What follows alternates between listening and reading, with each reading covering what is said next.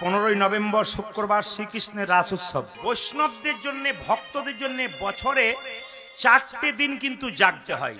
আপনাদের জানা আছে কিনা জানি না, শাস্ত্র বলেছে বৈষ্ণব এবং ভক্তের জন্য 365 দিনের মধ্যে 4টা রাত্রি ফুল জাগতে হয়। শাস্ত্র বলল যদি ফুল কেউ জাগতে না পারে রাত্রি 12টা পর্যন্ত জাগতে হয়। কোন দিন গুনে নিন। একটা হচ্ছে জন্মাষ্টমীর দিন, যেদিন কৃষ্ণের জন্ম হলো। ভাগবত অনুযায়ী কৃষ্ণের জন্ম হয়েছিল রাত্রি 12টার সময়। আচ্ছা বলুন তো মায়েরা, যিনি জগতের পিতা, যিনি জগতের মালিক, তিনি যদি জেগে থাকেন আমরা ঘুমিয়ে থাকতে পারি? তাহলে ভগবানের জন্ম হলো কখন? রাত্রি 12টার সময় কংসের কারাগারে।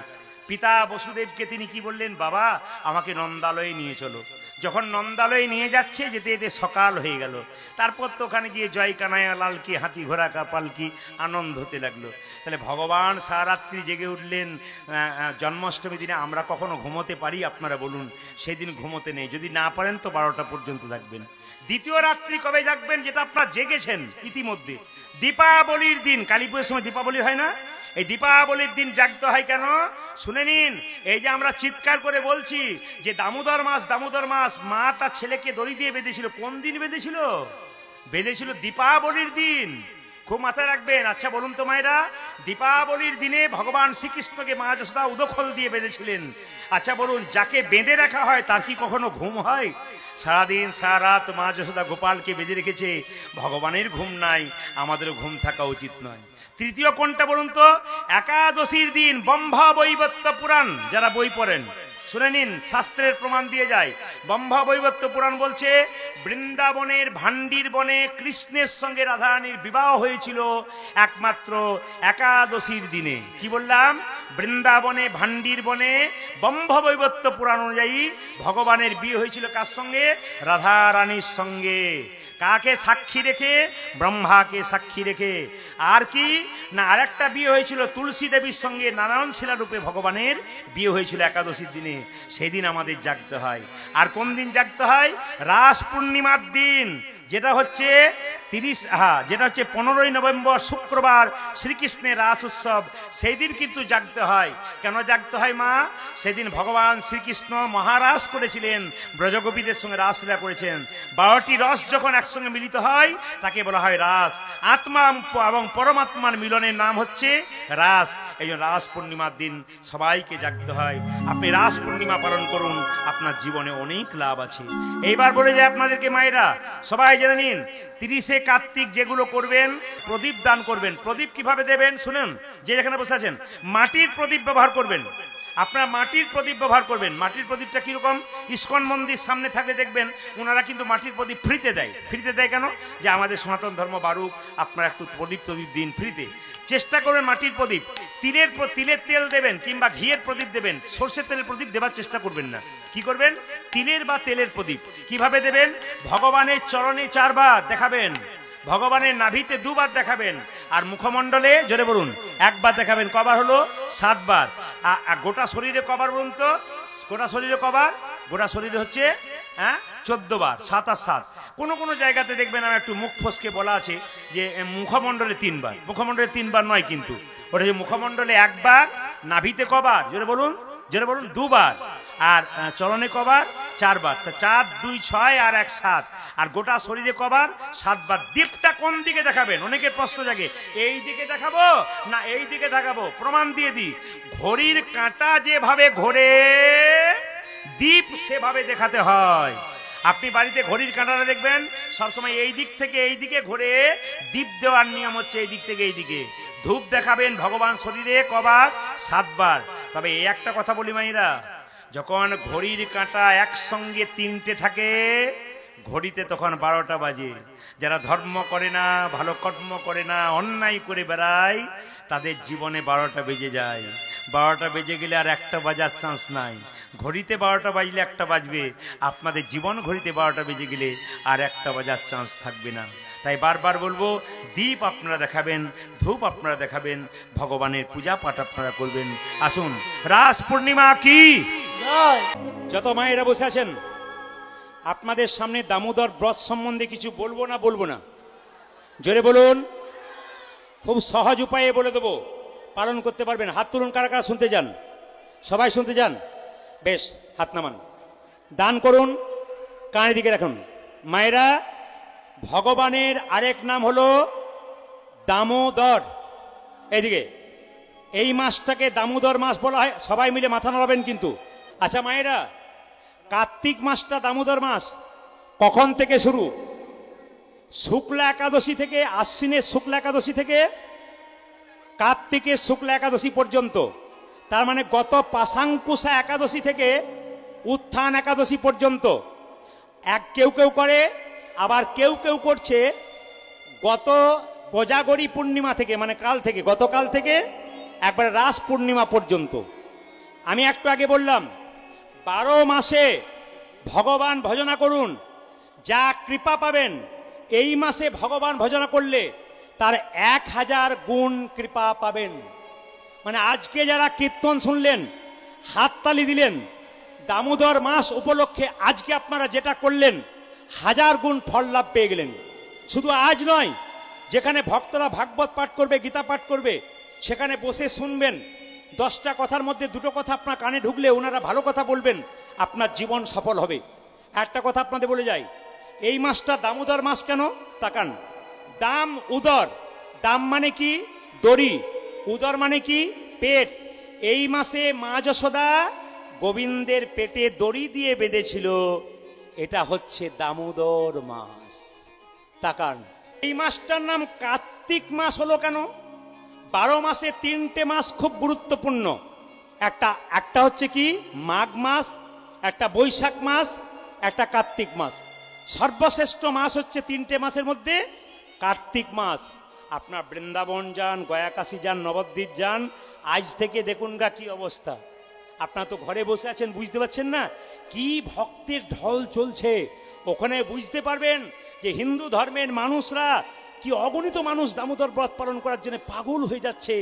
অথচ সবচাইতে লজ্জার ব্যাপার, আমাদের বাড়ির হাঁড়িতে মাংস বন্ধ হচ্ছে না, আমাদের বাড়ির হাঁড়িতে মাছ বন্ধ হচ্ছে না, আমাদের বাড়ির হাঁড়িতে আমাদের পেঁয়াজ রসুন বন্ধ হচ্ছে না।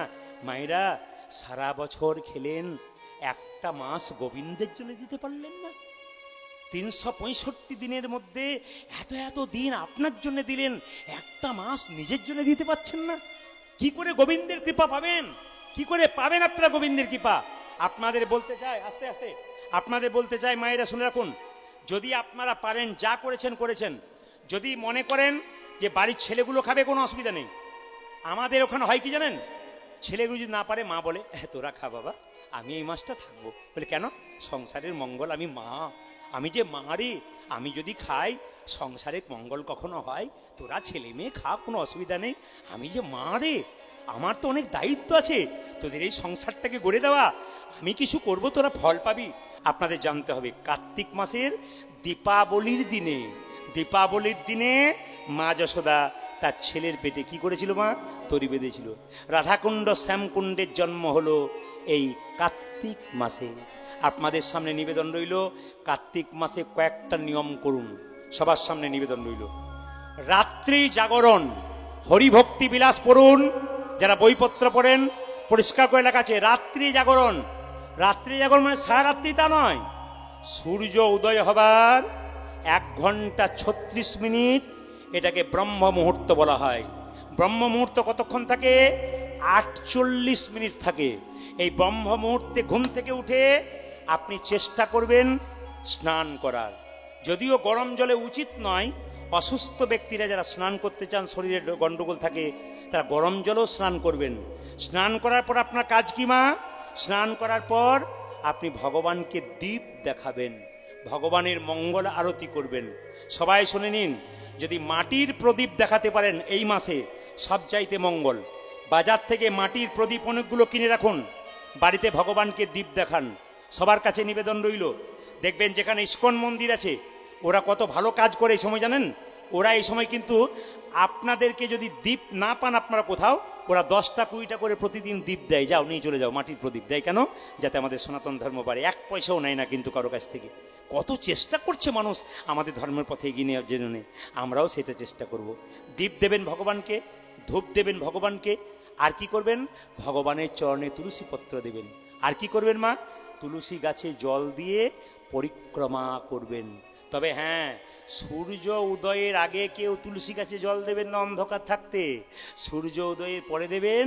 আর যদি কেউ বিকালবেলায় জল অনেকে দেয়, তারা কিন্তু সূর্য অস্ত যাবার আগে দেবেন, তারপরে নয় কিন্তু। এগুলো মাথায় রাখবেন। যদি ভগবানকে সোনা পড়াতে চান, আপনার সোনা দানার পয়সা না থাকে, হরিভক্তি বিলাস পরিষ্কার করে বলে দিল যে এক কাজ করো, তুলসী গাছের যে মঞ্জুরিটা আছে, ওই মঞ্জুরি দিয়ে একটা সুতো দিয়ে মালা তৈরি করে গোবিন্দের গলায় পরাও। না পারো তো একটাখানি ইয়ে তুলসীর মঞ্জুরি ভগবানের মস্তকে দাও, ওইটাই কিন্তু সোনার মুটুক হয়ে যাবে।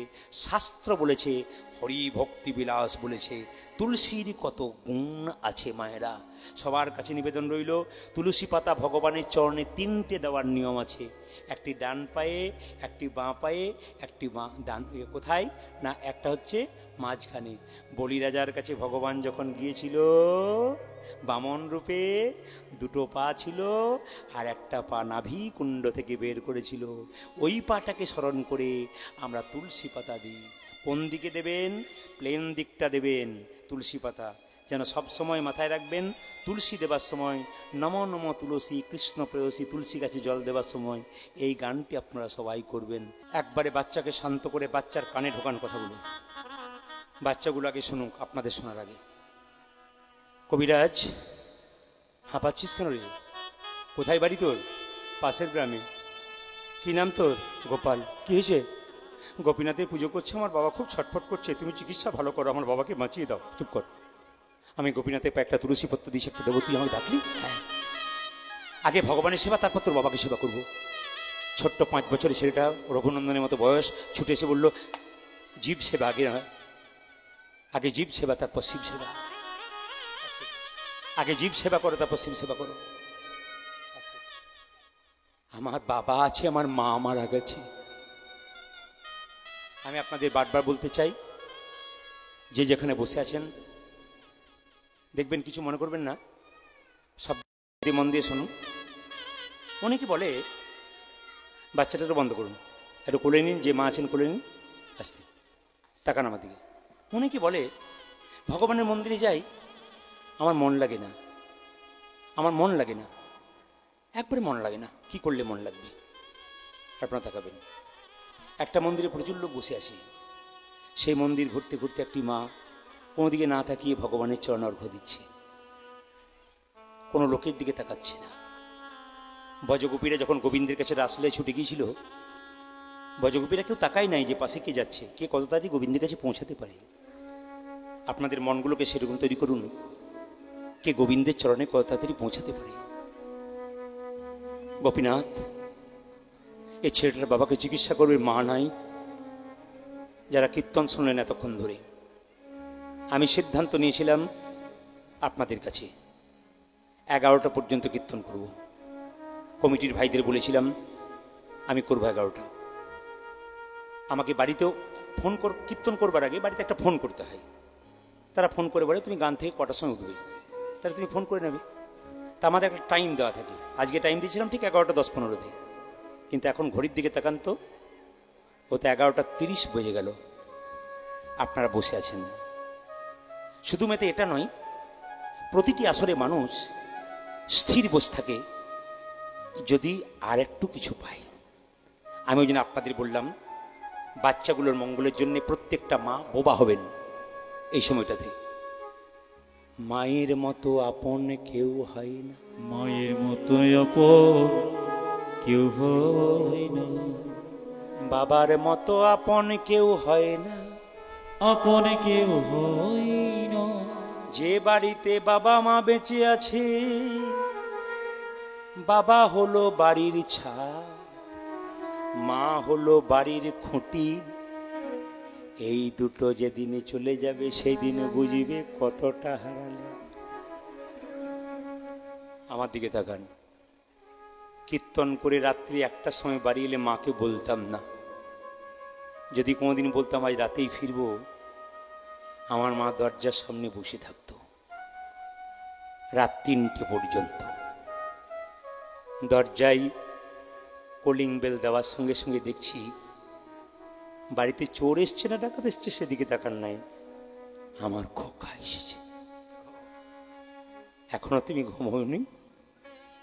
ছেলে যদি বাইরে থাকে, বাবা মায়ের কি কখনো ঘুম হয়? কীর্তন কেমন জিনিস দেখুন। এতক্ষণ আপনার নাচছিলেন, হাসছিলেন, আনন্দ করছিলেন, অনেক কথা শুনছিলেন। এখন আসরটা স্থির হয়ে গেছে কেন?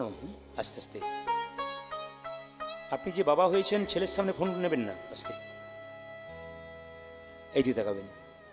যারা বাবা হয়েছেন, মা হয়েছেন, তারা বুঝতে পারছেন, মেয়ে যদি বাইরে থাকে বাবা মায়ের ঘুম হয় না।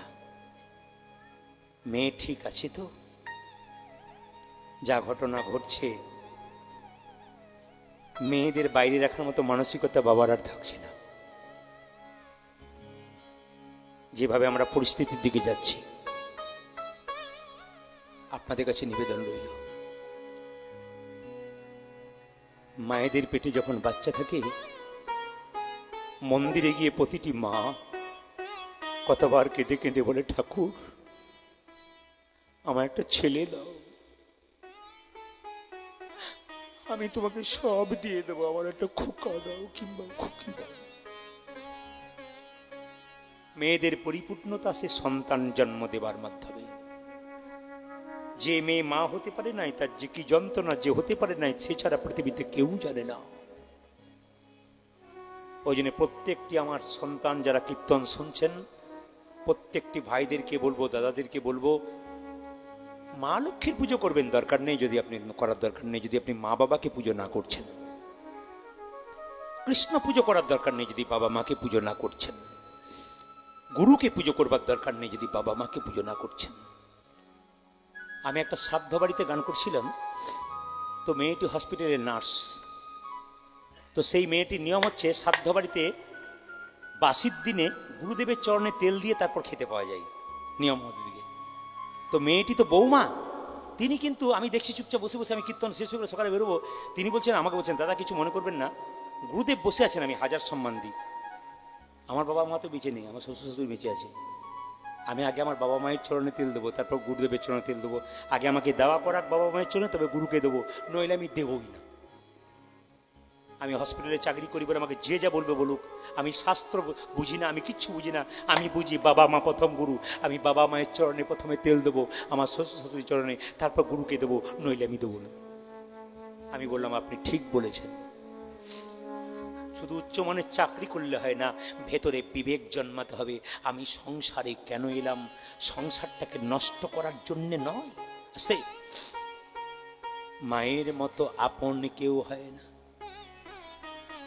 ছেলে যখন বাইরে যায়, স্ত্রী বলে, শুনছো আমার কালকে ভাই আসবে, এক থলে সবজি এনো। মেয়ে বলছে, বাবা তুমি বাজারে যাচ্ছ, আমার একটা ঘড়ি এনো। ছেলে বলছে, বাবা তুমি আমার জন্য মোবাইল ফোনটা নিয়ে এসো। সবাই সব কিছু চাইল, চেয়ে ভেতরে নিজের কাজ করলো।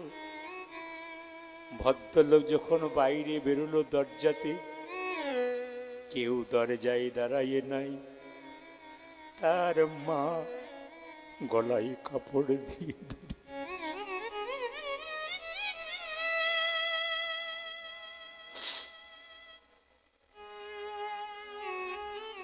কীর্তন কেমন জিনিস দেখুন। আসরটা একবারে পিন্ট অফ সাইলেন্ট। কেন?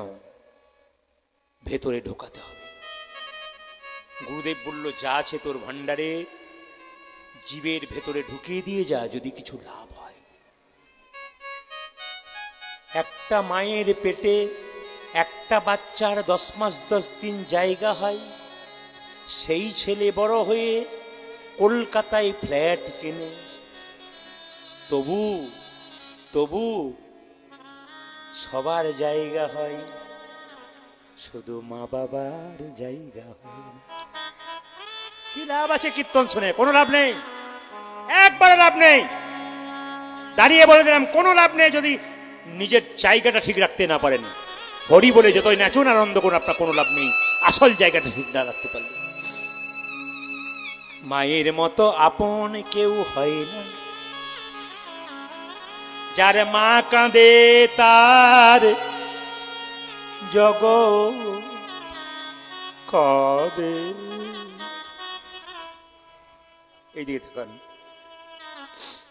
একটা মায়ের ত্যাগ দেখুন, একটা মায়ের ত্যাগ। আমার পাড়াতেই, আমার বাড়ির সামনে ছোট ছেলে, আমি দেখেছি, আমাদের যে কিছু কম, আমরা ছোট থেকে দেখে আসছি। ছেলেটার বাবা মারা গেল, কোলে পিঠে করে মানুষ করলো মাটা। লোকের বাড়িতে থালা বাসন মেজে মেজে ছেলেকে পড়াশোনার দায়িত্ব নিল। নিজে খায় না, ছেঁড়া কাপড় পরে থাকে। বাবুকে গিয়ে বলে, বাবু আমার ছেলের একটা বই কিনে দাও, এই মাসে আমাকে বেতন দিতে হবে না।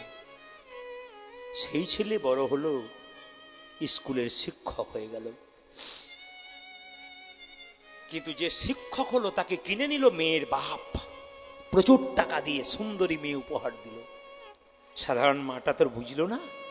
মেয়ে এসে প্রথমে প্রশ্ন করলো তার স্বামীকে 1 মাসের মধ্যে, আমাকে চাও না তোমার ওই বুড়ি মাটাকে চাও? তোমাকে? আমাকে যদি চাও ওকে তাড়াও। এ সংসারে এরকম যারা করছেন, আঙ্গুল দেখাচ্ছেন, তৈরি হয়ে থাকুন। আপনার ছেলে যখন বড় হবে, আপনার ছেলের পাশে একজন আসবে, আপনি এরকম করে আঙ্গুল দিয়েছিলেন, ও দরজা থেকে বের করে এরকম করে আঙ্গুল দেখাতে হবে। একবারে তৈরি হয়ে থাকবেন সবাই। যদি চেতনা আপনাদের থাকে, চৈতন্য থাকে, তবে শুনে রাখবেন। কাকে চাও? যাও তোমার মাকে কোথাও দিয়েছ। অন্ধকার রাত্রিতে কেউ যখন কোথাও নেই, প্রচণ্ড মেঘ করেছে, পেপারে পড়েছিলাম বহুদিন আগে, প্রচণ্ড মেঘ করেছে, এই ঘটনাটি পেপারে দিয়েছিল। প্রচণ্ড মেঘ করেছে, এই ছেলেটি মাকে ঝুড়িতে করে মাথায় করে নিয়ে জঙ্গলে বসাতে গেছে। জঙ্গলের ঝোপে বসিয়ে যখন চলে আসছে বাঘ ভালুকে খেয়ে নেবে বলে, পশ্চিম আকাশে প্রচণ্ড মেঘ করেছে। মা বলল, খোকারে সাবধানে বাড়ি যাস, পশ্চিম আকাশে মেঘ করেছে, সময় মতো বাড়ি ফিরে। শিক্ষিত ছেলে, জ্ঞান আছে, মাকে জড়িয়ে ধরে বাড়ি নিয়ে এলো। মাকে একটা নতুন ঘর করে দিল, কিন্তু মা সেই ঘরে বউকে নিয়ে থাকতে পারবে না। বৌমা সেখান থেকে তাড়ালো। মা পরের বাড়িতে ভিক্ষা করে, ছেলে কেঁদে কেঁদে বেড়ায়, কষ্ট হয়, নতুন বউ তাকে জায়গা দেয় না। মা গাছের নিচে ছোট্ট ঝুপড়িতে বসে থাকে। নতুন বউয়ের একদিন সন্তান হলো, দালান বাড়িতে বাস করে। নাতি নাতনি হলে ঠাকুমাদের কত আনন্দ হয়। ছোট্ট ছেলেটা জানলার ধারে কাঁদছে। যখন কাঁদছে, এদিকে তাকান, যখন কাঁদছে তখন ওই মা, ঠাকুমা ছুটে গিয়ে বলছে, দাদু ভাই, দাদু ভাই, চুপ করো, চুপ করো, চুপ করো, তোমার মা আসবে, চুপ করো, চুপ করো। প্রত্যেক দিন চুপ করে যায়, যখন বৌমা আসে তখন ভয়ে পালিয়ে যায়। একদিন এক সাধু বাবা এসে দেখলো, বুড়িমাকে বলো, বুড়িমা তুমি এখানে কেন? বলছে, আমাকে একজন তাড়িয়ে দিয়েছে। তাড়িয়ে দিয়েছে? কে কে? আমি বলবো না, আমাকে একজন তাড়িয়ে দিয়েছে, তাই আমি এখানে আছি। ও বেশ, ঠিক আছে, এক কাজ করো, তুমি এখানে চুপচাপ বসো, আমি তোমার ব্যবস্থা করে দিচ্ছি। তোমার ছেলে তাড়িয়েছে আমি জানি। ছেলের কাছে যখন গেল, শীতকালের দিন, ছেলেটাকে যখন রোদ্রের মধ্যে রেখেছে, তখন মায়েরা থাকান, তো রোদ্রে খেলা করছে। হঠাৎ সাধু বাবা দেখলো, কই গো মা, কে আছো, ভিক্ষা দাও। সাধু বাবা একটা শেকড় ছেলের মাথায় ঠেকে দিল, আর ছেলেটা অজ্ঞান হয়ে গেল। আর বৌমা এসে বললো, সাধু বাবা আমার ছেলে কথা বলছে না কেন? আমার ছেলে এখন লাফাচ্ছিল, কি হয়েছে, ঠিক করে দিন। সাধু বাবা বললো, আগে সত্যি কথা বল, তুই কি কাউকে তাড়িয়ে দিয়েছিস? কাউকে তুই কেড়ে নিয়েছিস? কারো ছেলে কেড়েছিস? না তো। ভালো করে সাবধানে দেখ, তুই কারো ছেলে কেড়ে নিয়েছিস? না তো।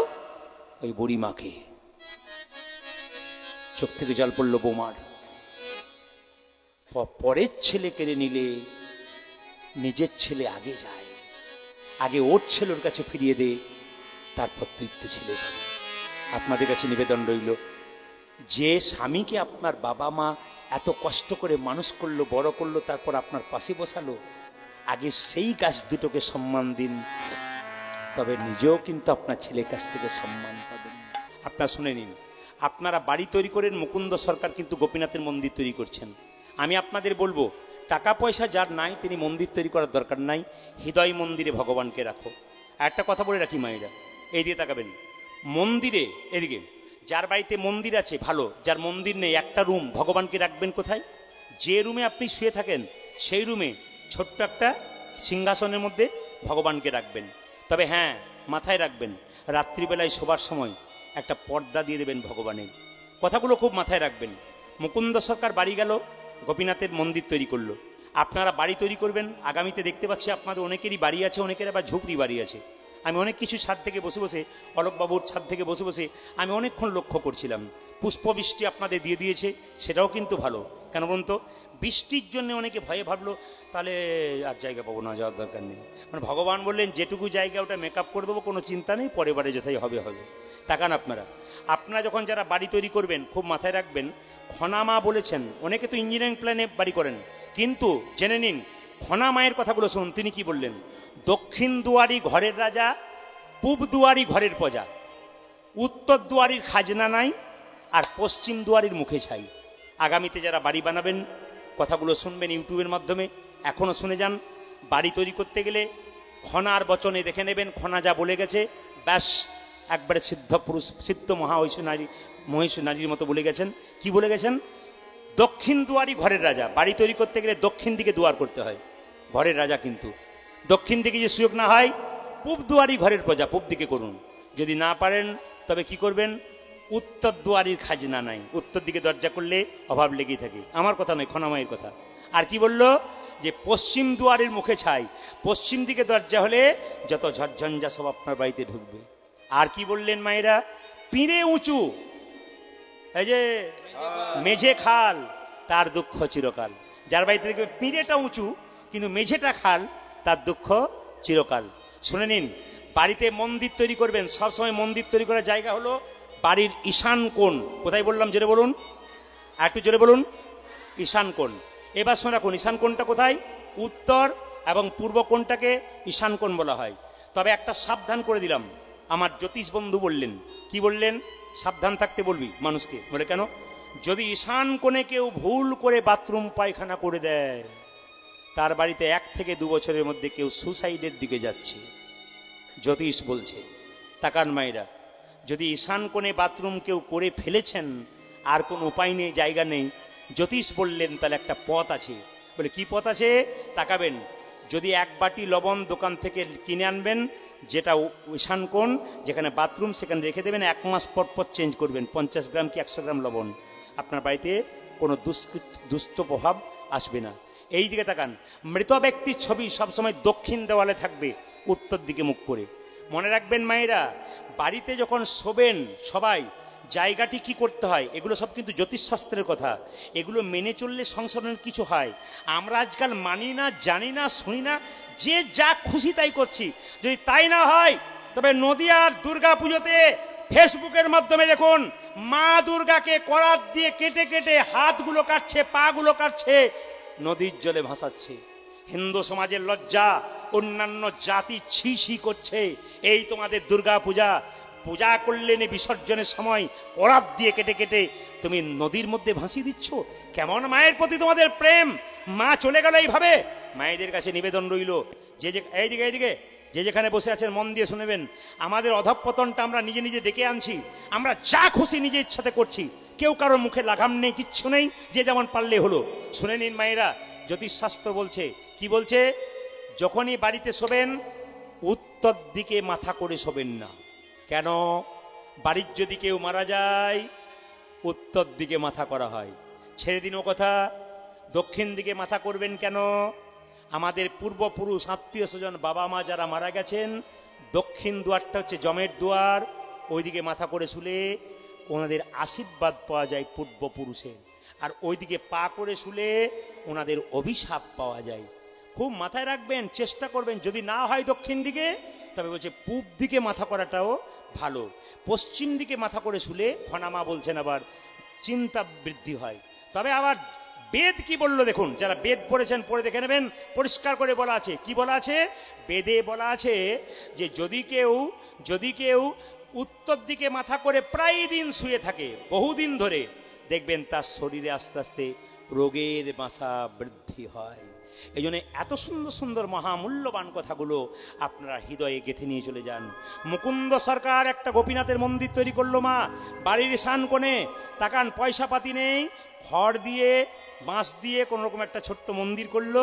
সেই সময়কার বাংলার নবাব মুসলমান তার নাম হোসেন শাহ, তার পেটের যন্ত্রণা হয়েছে, কেউ ভালো করতে পারছে না। একজন বলল, নবাব তোমার পেটের যন্ত্রণা ভালো হবে, একটা উপায় আছে। কি উপায়? যদি তুমি ফকির সেজে যেতে পারো তোমার পেটের যন্ত্রণা ভালো হতে পারে। এত বড় বাংলার নবাব ফকির সেজে আসছে, হোসেন ফকির নাম নিয়ে। এই যে আমি আসবার সময় জিজ্ঞেস করলাম হরিশপুর কোন দিকে, লোকেশন দিয়েছে, তাও জিজ্ঞেস করতে হচ্ছে।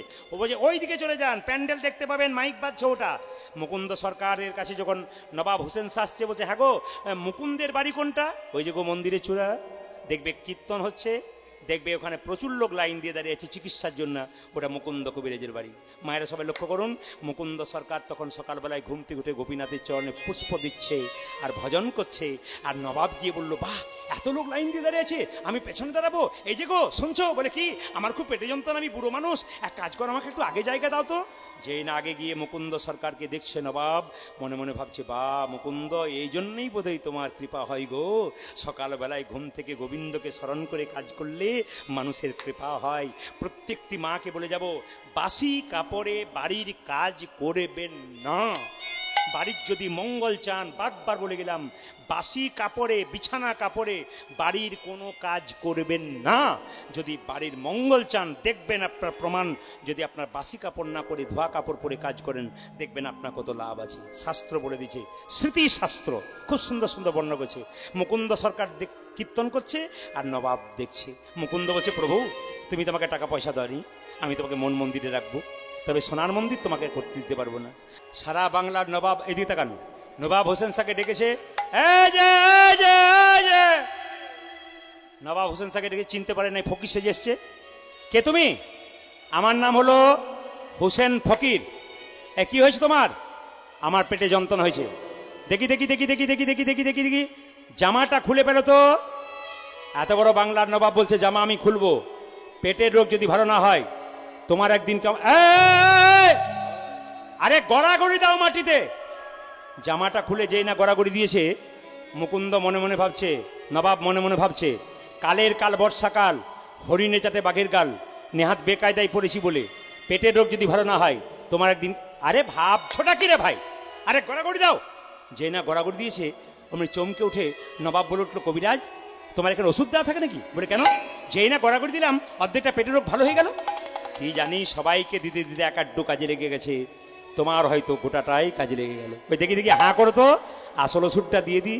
ভক্ত পদ ধুলিয়ার ভক্ত পদ জল, ভক্ত পদ জল, ভক্ত ভক্ত শেষ হয় তিন মহা। সবাই আমার দিকে তাকান, যিনি গল্প করছেন তাকে বলছি, হরে কৃষ্ণ। আমার দিকে তাকান, আমার দিকে তাকান। হরিবাসরে কীর্তন হবার পর যদি প্রকৃত ভক্ত হন, কীর্তনের শেষে যে জায়গাতে বসে কীর্তন শুনলেন সেই জায়গাতে একটু গড়াগড়ি দিতে হয়। কেন বলুন তো? ভক্তের চরণধুলি, ভক্তের পদধূলি, এগুলো যদি পাওয়া যায় শরীরে বল পাওয়া যায়, শাস্ত্র বলেছে। আপনাদের একটা প্রমাণ দিয়ে যায়, একেবারে মন দিয়ে শুনুন। কয়েকদিন আগে হুগলি জেলায় গান করছিলাম, আমার দিকে তাকাবেন। 3টে মেয়ে কলকাতা থেকে 3টে গোপালকে কোলে নিয়ে কীর্তন শুনতে গেছে। 3টে গোপালকে আসরে নামিয়ে বসে কীর্তন শুনছে। হঠাৎ কীর্তন শেষ হয়ে গেল, সবাই যখন উঠে যাচ্ছে 3টি মেয়ে ধুলোতে গড়াগড়ি দিচ্ছে। আমি চালাকি করে জিজ্ঞেস করলাম, ধুলোতে গড়াগড়ি দিচ্ছ, শাড়িটা নোংরা হয়ে যাবে না? উনি তখন বলছে, আপনার কীর্তন শুনেছি, আমি জানতে পেরেছি যে স্বামীর যদি 10টা কাপড়ের দোকান থাকে একটাও কিন্তু চিতাতে দেবে না, শাড়ির কি দাম আছে। বাহ! আমি বললাম, তুমি কি করো গো? মেয়েটির কথা শুনলে চমকে যাবেন। উনি বলছেন, কলকাতার কোন একটা কলেজের আমি প্রফেসর। আমি মনে মনে ভাবলাম, তুমি যদি আমার চাইতে ছোট না হতে আমি তোমাকে একবার প্রণাম করতাম। বাচ্চাকে কোলে নিয়ে কীর্তন শুনছে, একদিকে গোপাল বসে আছে, বাচ্চা ছটফট করছে, কিন্তু কান এখানে রেখেছে কেন? একবারে চুপচাপ। এত বড় প্রফেসর, যার 1 লাখ টাকা বেতন, সে কিন্তু চুপচাপ বসে কীর্তন শুনছে। একজন মেয়ে এসছে, তাকে জিজ্ঞেস, তুমি কি করো? বলছে, আমি দাঁতের ডাক্তার। আর একটা কম বয়সে মেয়ে 18 বছর বসে কীর্তন শুনছে। বললাম, তুমি কি করো? বলছে, আমি বিউটি পার্লারের কাজ করি। তাই নাকি? আমার শোনো মেয়ে, আমিও বিউটি পার্লারের কাজ করি। ও বলছে, তাহলে কি আপনি কীর্তনে ফাঁকে ফাঁকে করেন? বললাম, হ্যাঁ, কীর্তনে করি বিউটি পার্লারের কাজ। তো কীরকম? তুমি বিউটি পার্লারে কাজ করে মেয়েদের বাইরেটা ভালো করার চেষ্টা করো, আর আমি হরিনাম নামক বিউটি পার্লারে কাজ করে ভক্তের হৃদয় মন্দিরটাকে ভালো করার চেষ্টা করি। এই বিউটি পার্লারের মন্দিরে যদি কেউ আসেন, তবে আপনাদের বাইরেটা ভালো হোক আর না হোক, আপনাদের ভেতর কিন্তু ভালো হয়ে যাবে। মায়েরা সবাই লক্ষ্য করুন, যেই না নবাবের ভালো হয়ে গেছে মুকুন্দ সরকার ওষুধে, আপনি নবাব চিৎকার করে বলল, কবিরাজ মুকুন্দ। মুকুন্দ বলে উঠলো, কার এত বড় সাহস যে আমার নাম ধরে ডাকে? আমি হলাম সারা বাংলার নবাব হোসেন শাহ। নমস্কার নেবেন। নবাব আপনি? হ্যাঁ, তোমাকে পরীক্ষা করতে এসেছিলাম, তুমি কত বড় কবিরাজ। তোমাকে এখানে রাখবো না, তোমাকে মালদাতে গড়ে নিয়ে যাবো, চলো তুমি তৈরি হয়ে নাও। মুকুন্দ সরকার রাত্রিবেলায় মহাপ্রভু মন্দিরে কেঁদে কেঁদে বলছে, প্রভু তুমি তো জীবের দ্বারে হরি নাম দিতে বললে, গরিবের চিকিৎসা করতে বললে, তুমি মুসলমানের বাড়ি কেমন করে যেতে বললে, আমি কেমন করে যাব? মহাপ্রভু আকাশবাণী করে বললেন, মুকুন্দ ঈশ্বর যা করে তা, জোরে বলবেন একসঙ্গে, ঈশ্বর যা করে তা। আমি আরো জোরে শুনতে চাই, ঈশ্বর যা করে তা। যিনি ঘুমাচ্ছেন তিনি বলুন, ঈশ্বর যা করে তা, ঈশ্বর যা করে তা। আচ্ছা বলুন তো মায়েরা, আপনার ছেলে যদি পরীক্ষায় ফার্স্ট হয়ে যায়নি, কেউ যদি বলে ঈশ্বর যা করে তা মঙ্গলের জন্য, কি বলেন? বাবা রে, তা যা বলেছেন। আর যে ছেলে যদি ফেল মেরে দেয়, গোল্লা পাই, ঈশ্বর যা করে তা মঙ্গলের জন্য করে বলে একবার দেখবেন কি হয়। কি বলবে? বাজে বকবেন না তো। মানে ভালো করলে ভালো, আর খারাপ হলে নিতাই গৌর হরি বল। মুকুন্দ সরকারে বললো, তুমি চলে যাও নবাবের বাড়ি। নবাব বলল, মুকুন্দ তুমি যাবে? বলে হ্যাঁ যাব। তবে নবাব তোমার বাড়ি যাবো, আমার 3টে শর্ত। তুমি মুসলমান হতে পারো, তোমার বাড়িতে গোপীনাথের মন্দির তৈরি করে দেবো, তোমার বাড়িতে গোপীনাথের সেবা করতে পারবো, করবে। গরিবের চিকিৎসা করতে পারবো, করবে। যাও চলো তুমি আমার সঙ্গে। মুসলমান সৎ ইমান নবাব হোসেন শাহ নিয়ে গেলেন মুকুন্দ সরকারকে, গোপীনাথের মন্দির তৈরি করে দিলেন। মুসলমানের বাড়িতে বসে মুকুন্দ সরকার কি করছে মা? এই দেখুন, গোপীনাথের ভজন করছে। যখন গোপীনাথের গুণগান গাইছে কীর্তনের মাধ্যমে, নবাবকে একটা হাওয়া করছে পাখা দিয়ে। আপনাদের মতো কিন্তু প্লাস্টিকের পাখা নয়, যারা প্লাস্টিকের হাওয়া করছেন করবেন, কিন্তু আমি যে পাখার কথা বললাম ওটা হচ্ছে তাল পাতার পাখা। ওর মধ্যে কতটা ময়ূরের পালক ছিল। মেয়েটি নবাবকে হাওয়া করছে, হ্যাঁ একজনের তালপাতা আছে। মেয়েটি নবাবকে তালপাতার পাখা করছে, তার মধ্যে ময়ূরের পালক ছিল। মুকুন্দ সরকার গাইছে আর নবাব দেখছে। কারা কারা তিলক নিয়েছেন হাত তুলবেন, তুলুন। যারা তিলক নিয়েছে তুলুন, তুলুন, কোনো অসুবিধা নেই, তুলুন। মায়েরা যারা নিয়েছেন হাত তুলুন, যারা তিলক নিয়েছেন হাত তুলুন। বেশ, 2-4 জন তিলক নিতে পারে না কেন বলুন তো? এই তো ঘর থেকে বেরিয়েই তো দেখতে পাবে শ্রীকৃষ্ণ ব্রয়লার সেন্টার, না কি বলছেন? মুরগির মাংসের দোকান খুলেছে, নাম দিয়েছে আমাদের ওদিকে শ্রীকৃষ্ণ ব্রয়লার সেন্টার। কাটা 230, গোটা 230, কাটা 130, এই তো হচ্ছে ব্যাপার। মায়েরা সবাই তাকান, যে যেখানে বসে আছেন। আবার জুতোর দোকান খুলেছে, লিখেছে চৈতন্য শু হাউস। মানে ওপরে প্যাকেটে চৈতন্য লেখা আছে আর ভেতরে জুতো ভরা আছে। যে বেটা দোকান করেছে লিখেছে তারও কোনো জ্ঞান নাই, আর যে দেখবেন কিছু মনে করবেন না, নিয়ে যাচ্ছে জুতো দুলিয়ে, তারও জ্ঞান নাই যে প্যাকেটের ওপরে কি লেখা আছে। কত অধঃপতন দেখুন। দেখবেন মায়েরা, আপনারা ধূপকাঠির প্যাকেট কিনেছেন, তার মধ্যে রাধাকৃষ্ণের ছবি থাকে। একদিকে রাধাকৃষ্ণকে বাড়িতে খুব ধুমধাম করে পুজো করলেন, আর একদিকে রাধাকৃষ্ণকে নর্দমাতে ফেলে দিলেন। আপনার কিছু হলো, ব্যালেন্স কিন্তু জিরো হয়ে গেল। এই জন্য যারা ধূপকাঠি তৈরি করে, ইউটিউবের মাধ্যমে তাদের বলতে চাই, আপনার রাধাকৃষ্ণের ছবি দেন, ভগবানের ছবি দেন, খুব ভালো করেন, কিন্তু আমরা তার মান্যতা রাখতে পারি না। তাই আদেশ করব আপনাদের বারবার নিবেদন করব, যেন ভগবানের ছবিও তো না দেওয়া হয়, আমরা মান রাখতে পারি না। তাকাবেন, বাড়িতে মন্দির তৈরি করেছেন, এই দিকে তাকান, রাধাকৃষ্ণের মূর্তি করেছেন, দরজার সামনে কি দিয়েছেন? রাধাকৃষ্ণের ছবি। তাকান, বৃষ্টি এলো, বর্ষা এলো, জল হলো, ঝড় হলো, কাদা ধুলো সব ভগবানের গায়ে লাগলো ছবিতে, দরজাতে। আপনি দিব্যি বাড়ির ভেতরে বসে রইলেন, ভগবান যত কাদা খাচ্ছে খাক। না না, এমন ছবি দেবেন যে ছবিটা, সেখানে পিতামাতার আশীর্বাদ থাকতে পারে, লেখাটা থাকতে পারে, কিন্তু তার ছবি কিন্তু থাকবে না, ভগবানের নামটা থাকতে পারে। আপনাদের কাছে নিবেদন রইল, যে যেখানে বসে আছেন মায়েরা, কিছু কিছু কাজ আছে আমরা কি করি, ভগবানকে মন্দিরে গিয়ে খুব ধূপ জ্বালাচ্ছি, আর ওই মন্দিরটা চাইতে এই মন্দিরটা যে আরো দামি, আমরা দিব্যি এখানে এই ধূপ জ্বালাচ্ছি। তবে আপনাদের দক্ষিণ চব্বিশ পরগনাতে একটা জিনিস দেখলাম, সবচাইতে ভালো লাগলো আপনাদের এলাকাতে, সবাই শুনবেন ভালো করে। আপনাদের এলাকাতে একটা ভালো জিনিস লাগলো, এই যে আপনাদের এলাকাতে একটা ভালো জিনিস কি লাগলো জানেন? আপনাদের এখানে কোনো মাতাল নাই। না আপনাদের হাসিতে বুঝতে পারলাম পার্টি আছে।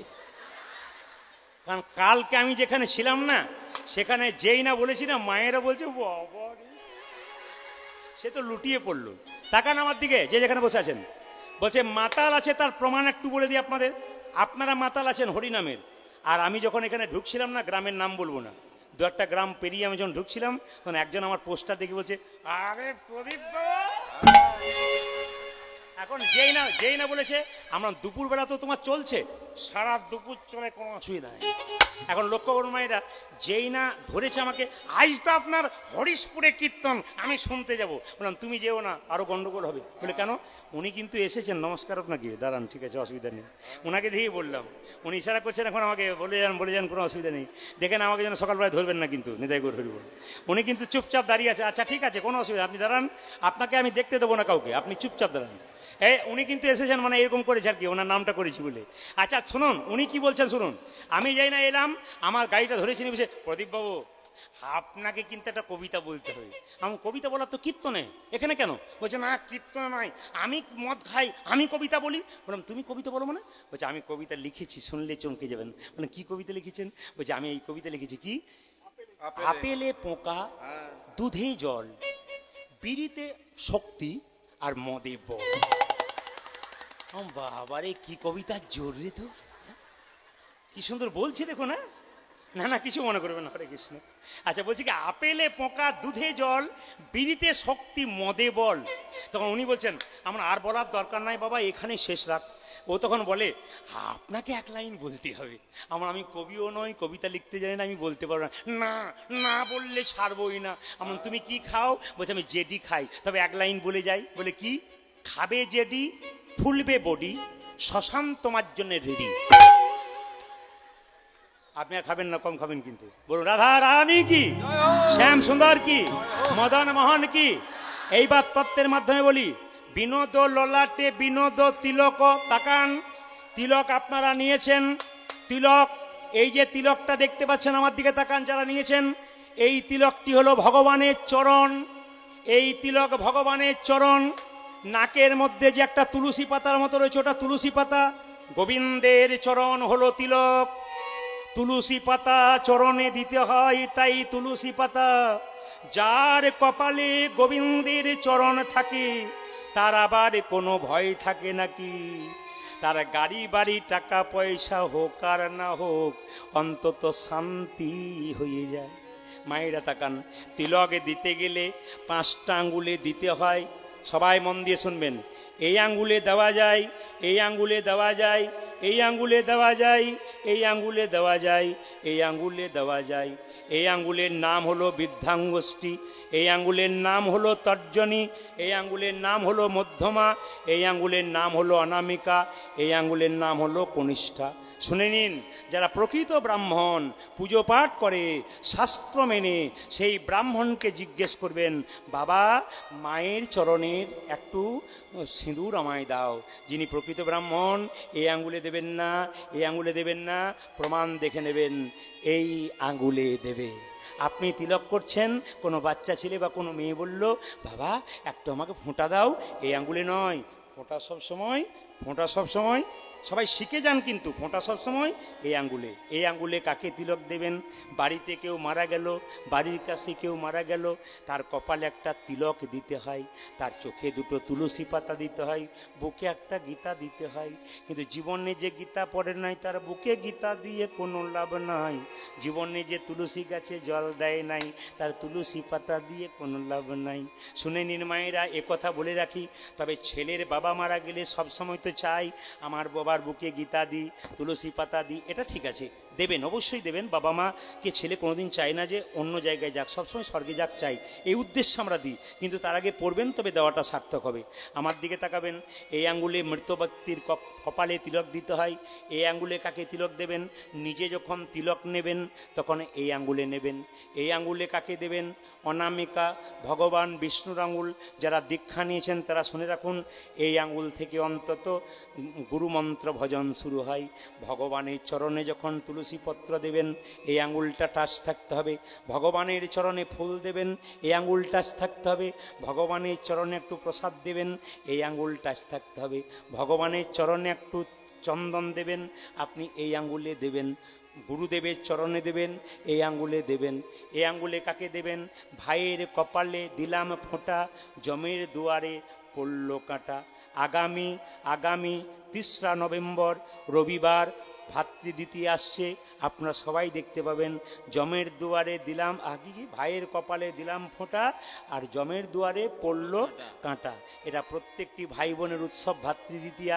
আপনাদের কাছে নিবেদন রইল মা, 5টা আঙ্গুলের কাজ আছে। এইবার বলবেন তিলক নেবো, লোকে ঠাট্টা করবে। আমাদের ওখানে একটা মেয়ে তিলক নিয়েছে, বাড়ির 5 জন তখন বলা বলি করছে, বাবারে হারাধনের বইয়ে কি ঢং দিদি, এ বোধহয় ভগবান আগেই পেয়ে যাবে।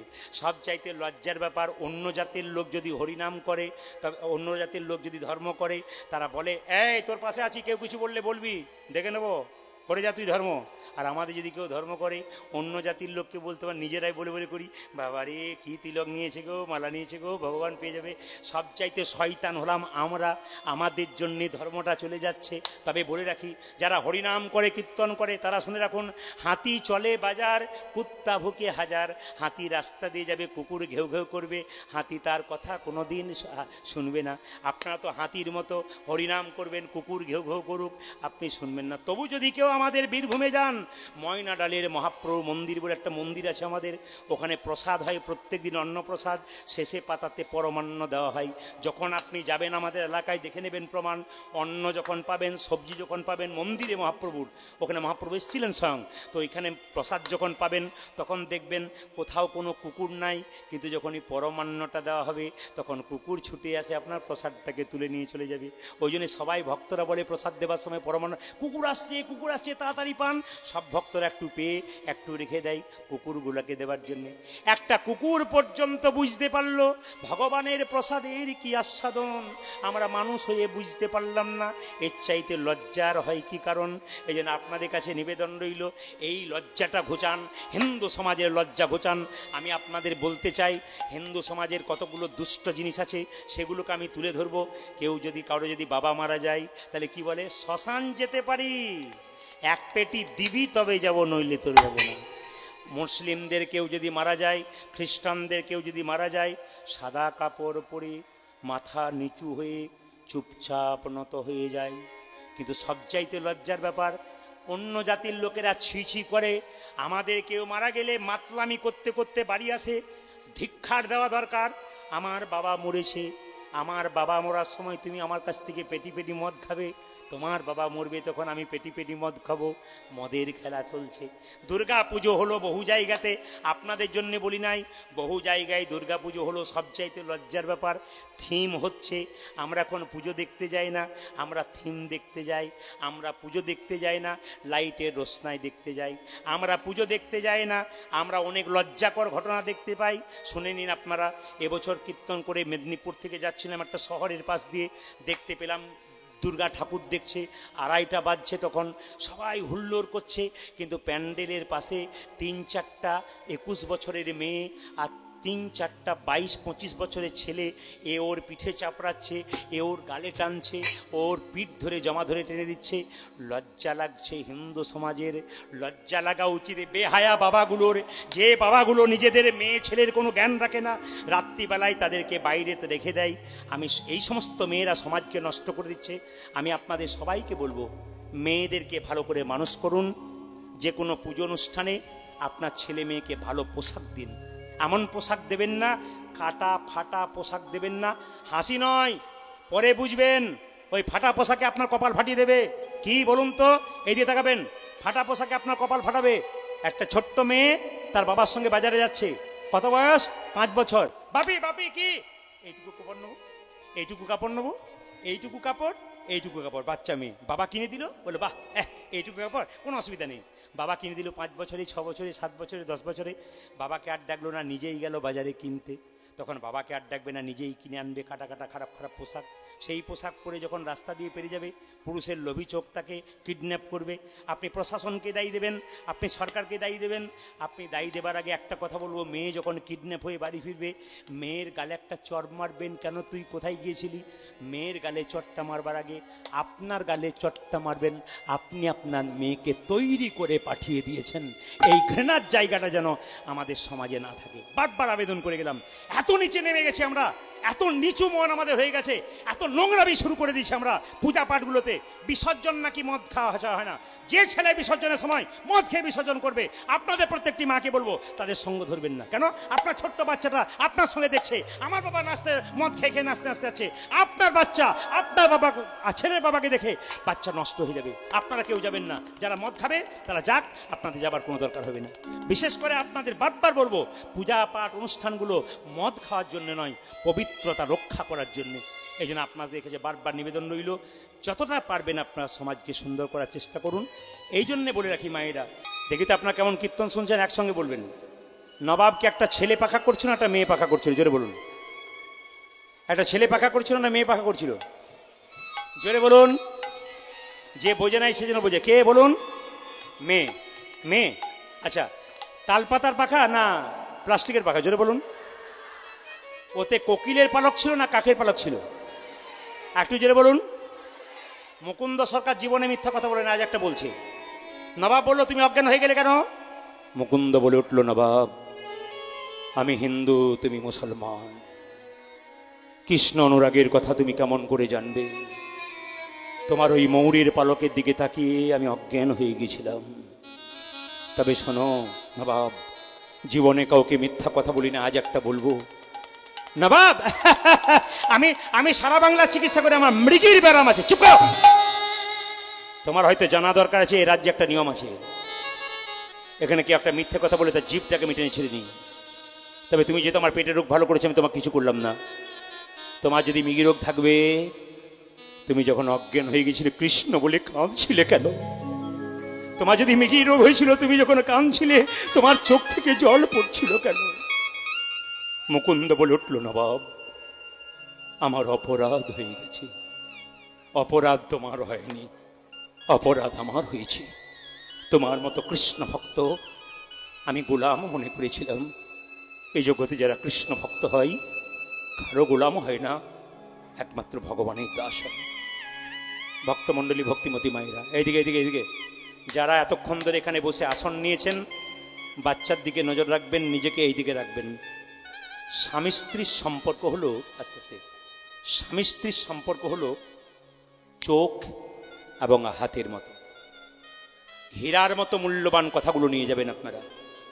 স্বামী স্ত্রীর সম্পর্ক হলো চোখ আর হাতের মতো। তাকান, চোখ থেকে জল পড়বে, হাত ব্যথা পেলে চোখ কাঁদবে, আর চোখ কাঁদলে হাত তার জল মুছিয়ে দেবে। স্বামী যদি দুঃখী হয়, আপনাকেও দুঃখী হতে হবে গো। আর স্বামী যদি সুখী হয়, আপনাকেও সুখী হতে হবে। এই সংসার নদী পার হতে গেলে স্বামী স্ত্রী দুজনকে সমান থাকতে হবে। কি সুখে কি দুঃখে। একবারও বলো না পাশের বাড়ির অমুকজন তার স্ত্রীকে শাড়ি দিচ্ছে, তুমি পাচ্ছ না? বলো না গো। যদি সতী নারী হও, তবে সবাই মিলে শোনো। এই যে যে যেখানে বসে আছেন, আমি বারবার নিবেদন রাখবো আপনাদেরকে। একজন মহারাজজি বলছিলেন, উত্তরপ্রদেশের ঘটনা। একটা মেয়ে তার স্বামীকে বলল, স্বামী তোমার ব্যবসার টাকা নেই? না, আমার বাবা যে গয়নাগুলো দিয়েছে আমি দিয়ে দিলাম। মেয়েরা দেখবেন সবচাইতে বেশি পছন্দ করে তাদের গয়নাকে, এই গহনা কেউ দিতে চায় না। কিন্তু মেয়েটি স্বামীকে বলল, যদি জীবনে সন্তান সন্ততি হয়েছে, মানুষ করতে গেলে আমাদের তো সন্তান হবে, হয় নাই, এই দেখো তোমাকে গহনা দিয়ে দিলাম। সেই গহনা বিক্রি করে, এইদিকে এইদিকে এইদিকে এইদিকে এইদিকে, যদি গহনা বিক্রি করে স্বামী ব্যবসা করলো, ব্যবসা বিরাট হয়ে গেল। মা, যখন কারো ব্যবসা বিরাট হয় তখন স্ত্রীকে সময় দিতে, যেটা বলুন, পারে না। স্ত্রীকে সময় দিতে পারে না, প্রচুর লোক রাখলো, একটা পার্সোনাল অ্যাসিস্ট্যান্ট পিয়ে রাখলো একটা মেয়েকে কম বয়সে। মেয়েটির সঙ্গে হিসাব নিকাশ করতে করতে একদিন মেয়েটির প্রেমে ভদ্রলোক পড়ে গেল। মেয়েটি দিনের পর দিন, রাতের পর রাত তাকে সঙ্গ দেয়, স্ত্রীর কাছে কম যায়। কিন্তু সতীসাধ্যী স্ত্রী লাল পেরে কাপড় পরে, কপালে একটা সিঁদুরের ফোঁটা নিয়ে প্রতিদিন মা লক্ষ্মীর মন্দিরে আরাধনা করে। তার স্বামীর মঙ্গলের জন্য। তাকান আমার দিকে। কিছুদিন পরে সেই বিয়ে মেয়েটি বলে উঠলো, আমি তোমাকে বিয়ে করতে চাই। ওই মেয়েটিকে তুমি দিবস দিয়ে যাও। না, ওর জন্য আমার ব্যবসা, ও আমার জন্য প্রাণ দিয়ে দিয়েছে। আমি আমি সব কিছু করতে পারি, আমি আমার স্ত্রীকে ত্যাগ করতে পারবো না। ওটা আমার লক্ষ্মী, ও আমার ঘরের লক্ষ্মী গো, ওকে ত্যাগ করতে পারবো না। কিছুদিন পরে তার স্ত্রী একটা কঠিন রোগ হলো। স্বামীর সময় নাই, কাজের লোক দিয়ে ডাক্তারখানে পাঠায়। ডাক্তারবাবু আস্তে আস্তে ডাক্তারবাবু আমার একটা কথা বললেন যে তোমার ব্লাড ক্যান্সার হয়েছে, তুমি 12 দিন পর মারা যাবে। তাকান আমার দিকে। তোমার ব্লাড ক্যান্সার হয়েছে, তুমি 12 দিন পর মারা যাবে। কিছুদিন পরে মায়েরা সেই মেয়েটি বলে উঠলো, তোমার স্ত্রীকে বলে দাও তুমি ডিভোর্স দেবে। মেয়েটিকে স্ত্রীকে যখন বলতে যাচ্ছে আমি তোমাকে ডিভোর্স দেবো, তখন মেয়েটি বলে উঠলো, আমাকে ডিভোর্স দেবে? আমি মেনে নিলাম। স্বামী, আমাকে 12টা দিন সময় দাও। স্বামী কিন্তু জানে না, আমাকে 12টা দিন সময় দাও। একবার বলেনি যাতে কষ্ট পাই। দেখুন, স্ত্রী এত কষ্ট, 12 দিন পর মরে যাবে, স্বামীকে বলে নাই কেন? যদি কষ্ট পাই। এদিকে গল্প করলে হবে না, আপনাকে তাকাতে হবে। কেন বলুন তো? আপনাকে শিখতে হবে আমি কি বলছি, আপনি ভেতরে কতটা ঢোকাতে পারছেন। যদি একটুখানি ঢোকাতে পারেন, আপনার সংসার শোনার মতো হবে। কে বলছে হবে না? স্ত্রী বলে উঠলো, স্বামী, স্বামী 12টা দিন সময় দাও। কেন গো? জীবন ভরে তোমার চরণ সেবা করে নেব। খালি চোখের জলে ভাসে আর স্বামীর চরণ সেবা করে। আর একটা দিন বাকি। স্ত্রী যখন বারবার কাঁদছে, স্বামী বলে উঠলো, কি গো, কি হয়েছে তোমার? তুমি কাঁদছো কেন সেবা করতে করতে? স্বামী, ডাক্তারবাবু জবাব দিয়েছে আমার নাকি ব্লাড ক্যান্সার হয়েছে, আমি আর বাঁচবো না। তোমাকে সেবা করলাম, ঈশ্বরের কাছে প্রার্থনা করি তোমার অনেক বড় ব্যবসা হোক। স্ত্রীর ভালোবাসায় তার স্বামী হাতটা ধরে বলল, গো মহিষী নারী, কে তুমি? এক লক্ষ্মীকে মন্দিরে দেখেছিলাম, আর এক লক্ষ্মীকে দেখলাম আমার মুখের সামনে। এই এক লক্ষ্মী আপনার এক লক্ষ্মী। মেয়েরাই লক্ষ্মী, যার গুণে সংসার ভালো হয়। মেয়েরাই আবার অলক্ষ্মী, যার গুণে সংসার নষ্ট হয়ে যায়। বিয়েটাকে বাদ দিয়ে দিল, নিজের স্ত্রী মারা গেল, আর সংসার করে নাই। বিরাট বড় উত্তরপ্রদেশে ব্যবসা করছে। প্রতিদিন সকালবেলায় ঘুম থেকে উঠে স্নান করে লক্ষ্মীর চরণে ফুল দেবার আগে নিজের স্ত্রীর চরণে দুটো ফুল দেয়। নারী যদি নারীর মতো হয়, পুরুষ অনেক উপরে উঠে গো। নারী যদি আনারী হয়, পুরুষ নিচে নেমে যায়। নারী ছিল পদ্মাবতী, জয়দেবের চরণ পেয়ে, জয়দেব গোবিন্দের চরণ পেয়েছিল পদ্মাবতীর জন্য। নারী ছিল রামী, রজকিনীর মেয়ে, চণ্ডীদাস ব্রাহ্মণের ছেলে, তাকে ভগবান পাইয়ে দিয়েছিল, পদকর্তা তৈরি করেছিল। নারী ছিল বিল্লমঙ্গলের স্ত্রী, স্ত্রী তো নয়, বিল্লমঙ্গলের সঙ্গে যার প্রেম হয়েছিল চিন্তামণি, যার জন্যে বিল্লমঙ্গল ব্রাহ্মণ সন্তান হয়ে একদিন ভগবানের চরণ পেয়েছিল। নারীকে নারীর মতো হতে হবে। প্রত্যেকটি মায়েদেরকে বলে যাব, কীর্তন শুনবেন, অনুভব করে যাবেন যেন নারী নারীর মতো হয়। মুকুন্দ সরকারকে বলল, মুকুন্দ যাও, তোমার আর কোনো অভাব থাকবে না, গোটা শ্রীখণ্ডরা তোমার নামে লিখে দিলাম। মুকুন্দ চললো কোথায় মায়েরা? একবারে সোজা চললো কোথায়? যশোদার দোলাল। সবাইকে বলে যায়, সব ভালো গো,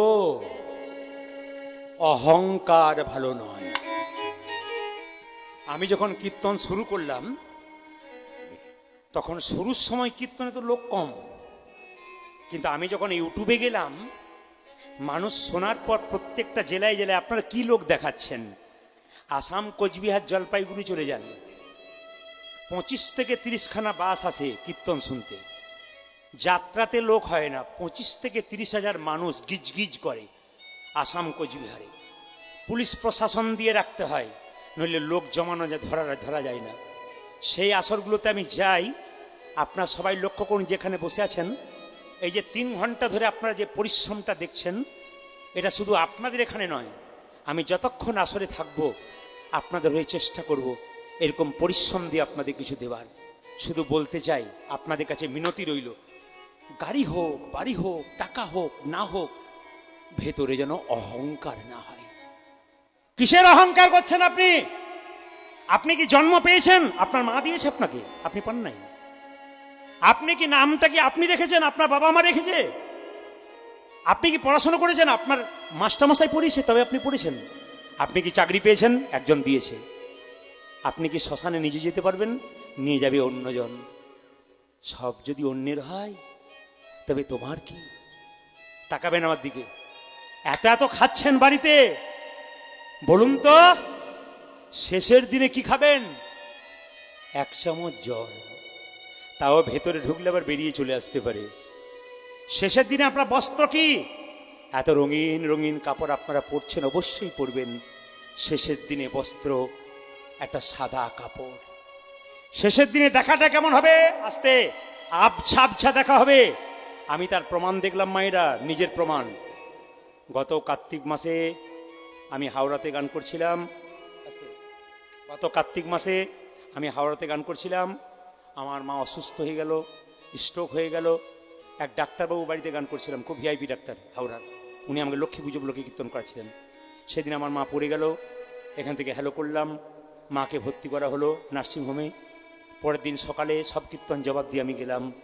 মায়ের কাছে যখন দাঁড়ালাম তখন আমি বললাম, মা আমি প্রদীপ এসেছি। আমার মা তখন আমায় দেখতে পাচ্ছে না, প্রদীপ না বললে অন্যজনের নাম বলছে, চিনতে পারছে না। যে মা গেলে বলতে এলি, মাথায় হাতটা ভুলে দিত, মৃত্যুর আগে সে আবছা দেখছে। পৃথিবীতে প্রতিটা মানুষ যখন মরবেন, মরবার সময় চোখের মধ্যে একটা ঘোলা পড়বে। আপনি তখন কি করবেন? চোখ থেকে ঘোলা পড়বে চোখের মধ্যে, আপনি আবছা আবছা দেখবেন। আপনার শেষ শিক্ষা কি? ঈশ্বরই সব। আপনার শেষ ভুল কি? চোখের জল। কিছুই করতে পারলাম না। বলি আপনাদের, যে যেখানে বসে আছেন মায়েরা, সবাই মন দিয়ে শুনবেন।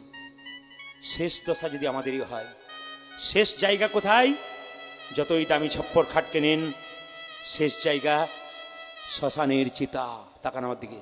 শ্মশানের শ্মশানের শ্মশানের চিতা। আপনার নামের আগে মৃত্যুর পরে একটা কথা যোগ হবে, স্বর্গীয়া স্বর্গীয়া লাগান। আপনি যখন মরে যাবেন, হসপিটাল থেকে আসবেন, আপনার নাম ধরুন বিমল, কি বলবে? ডেড বডি এলো। আর বিমল এলো বলবো না কেউ, কি বলবো? মরা এলো, হারে বডিটা এলো, হারে ডেড বডি এলো। এই তো আমাদের শেষ ব্যাপার। কিসের অহংকার করছি আমরা? অহংকার ত্যাগ করুন, প্রেম দিন। বলা যায় না কি কখন চলে যাবে। মৃত্যুর আগে একটা কথা বলে যাই, ভালো ব্যবহার করুন। হরিশপুর থেকে যখন যাবেন কোনো মা চার কাহারে নিয়ে, লোকে বলবে, আহ মেয়েটা খুব ভালো ছিল, খুব কৃষ্ণ ভক্ত ছিল, 10 চক্রের ভগবান, আপনি যাচ্ছেন স্বর্গে। আর আপনার মৃত্যুর পর যদি বলে, এই মেয়েটা খুব দুষ্ট ছিল, সমাজটাকে নষ্ট করছিল, খুব বদমাইশ মেয়ে ছিল, ইনি যাবেন নরকে। কোন পুরুষ যখন মৃত্যুর পর চলে যায়, কি বলবে? কি এই লোকটা খুব দুষ্ট ছিল রে, বেটা গেল ভালো হলো, জেনে নেবেন মেয়েরা, সে যাবে নরকে। আর আপনার মৃত্যুর পর যদি কেউ বলে, আহ মানুষটা খুব ভালো ছিল গো, ইনি যাবে স্বর্গে। আমি আপনাদের বারবার বলতে চাই, যে যেখানে বসে আছেন মন দিয়ে শুনবেন। সবার কাছে একটা অনুরোধ রইল, মেয়েদের চুলের মুঠি ধরে কেউ মারবেন না। এখানে যত পুরুষ মানুষ আছেন, আমি হেঁকে ডেকে বলে গেলাম, আপনার রাস্তায় দেখবেন, বাড়িতে দেখবেন, কোনো পুরুষ যদি তার স্ত্রীর চুলের মুঠি ধরে মারধর করছে, ওই পুরুষ জীবনে বড় হতে পারবে না। এই স্টেজে দাঁড়িয়ে বলে গেলাম, জীবনে বড় হতে পারবে না, ধ্বংস হবে, তার অভিশাপ প্রাপ্ত হবে। কেন? শাস্ত্রের প্রমাণ দেব। কে করেছিল? কে করেছিল? সীতার চুলের মুঠি ধরেছিল রাবণ, শেষ হয়ে গেছিল মা। দ্রৌপদীর চুলের মুঠি ধরেছিল কে? এদিকে এদিকে কে? দুঃশাসন, শেষ হয়ে গেছিল। কংস মহারাজ নিজ বোন দৈবকীর চুলের মুঠি ধরেছিল, শেষ হয়ে গেছিল। তাই মায়েরা হলো লক্ষ্মীপতি মার মতো। আমি আপনাদের সবাইকে বলে গেলাম, মায়েদেরকে যদি যতন করে সম্মান দিয়ে সংসারে রাখা হয়, যে মা যে মেয়ে সংসারে সবসময় হাসি মুখে থাকে, তার সংসার দিনের পর ফুলে ফেপে ওঠে। ওই জন্য প্রত্যেকটি পুরুষের কাছে নিবেদন রইল, আমার মাগুলোকে ভালো রাখুন। যত এদেরকে ভালো রাখবেন, আনন্দে হাসিতে, দেখবেন তত আপনার সংসার ভালো থাকবে। আপনাদের একটা দায়িত্ব আছে, ওনাদের অভাব অনটন অভিযোগ এগুলো আপনাদের মানতে হবে। তাই আসুন আপনারা, মুকুন্দ সরকার যখন বাড়ি এলো তার স্ত্রীর শরীরে একটা কঠিন রোগ হয়ে গেল। কেন? মুকুন্দের অহংকার হয়ে গেল, আমি সব চাইতে বাংলার বড় কবিরাজ। এই যে কি হয়েছে তোমার? এ কি আমার হলো গো স্বামী, কি আমার হলো গো? আপনাদের একটা কথা বলতে চাই, কীর্তন চলছে, চলবে। আপনাদের কাছে নিবেদন রইল, বিনীত নিবেদন, আমার কমিটি ভাইগুলো ছেলেগুলো আপনাদের সামনে একটু হাত পাতবে। আপনারা কীর্তনের শেষে আমাকে 1 টাকা দেবার দরকার হবে না। আপনারা প্রণাম করতে এসে আমাকে 1 টাকাও দেবেন না, বারবার বললাম। ওই টাকাটা ওনাদেরকে দিন, ওনারা আরও অনেক কিছু করে দেখাতে পারে।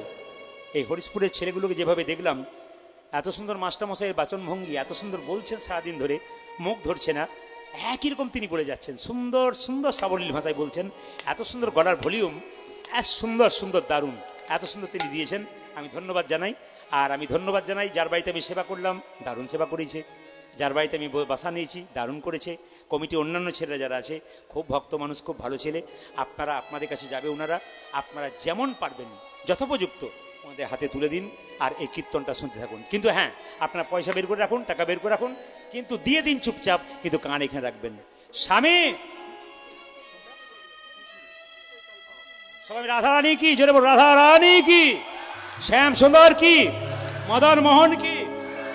আমার ভাইগুলো 2-4 জন যাবে, বেশি নয়, 2-4 জন যাবে। আপনার টুক টুক টুক টুক করে দেবেন। আমি বারবার বললাম, কীর্তনের শেষে আমাকে কেউ প্রণাম করতেছে 1 টাকাও দেবেন না, এই কথা আমি বারবার বলে গেলাম। হ্যাঁ, আপনারা কিন্তু ওনাদেরকে দিন, যত পারবেন আপনারা দিন। কেন বলুন তো? আপনার যতটা দেবেন সেটা কিন্তু আপনার তোলা রইল, কেউ কম দেওয়ার চেষ্টা করবেন না, একটু মন ভরে দিয়ে দিন, দেখবেন কত কি হয়। সবাই মিলে এই দিয়ে থাকান, এ কি আমার হলো গো, এ কি আমার হলো গো। ভাইরা, মুকুন্দ সরকার তার স্ত্রীকে বললো, কই দেখি দেখি দেখি কি হয়েছে তোমার? আমি এত বড় বাংলার কবিরাজ, দেখি তোমার চোখ দেখি, দেখি তোমার হাত দেখি, দেখি তোমার পা দেখি। যে না হাত পা চোখ দেখে যে ধরতে পারলো না রোগটা, চিৎকার করে বললো মহাপ্রভু মন্দিরে, প্রভু বলে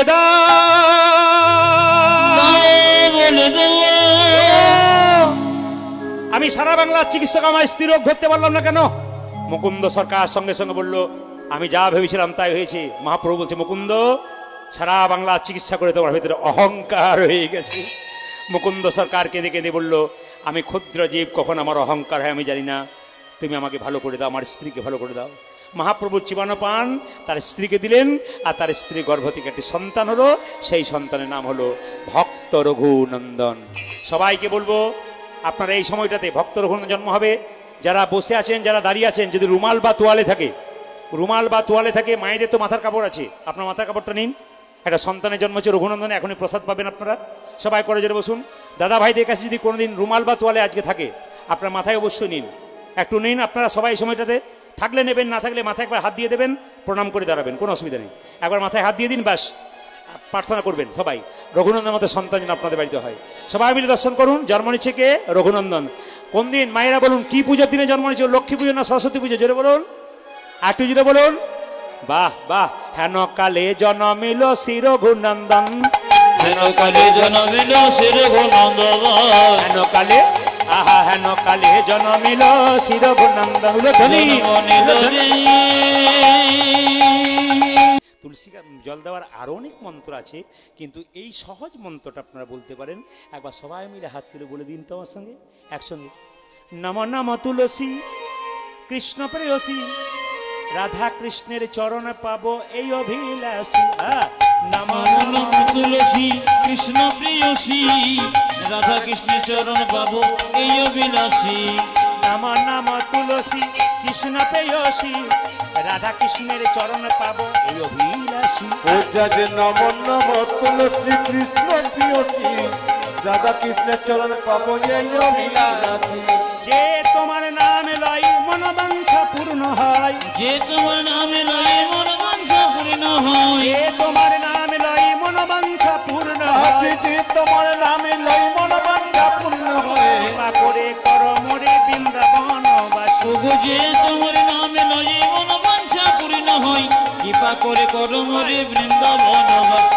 নম নম তুলসী কৃষ্ণ প্রেয়সী, রাধা কৃষ্ণের চরণ পাবো এই অভিলাষী।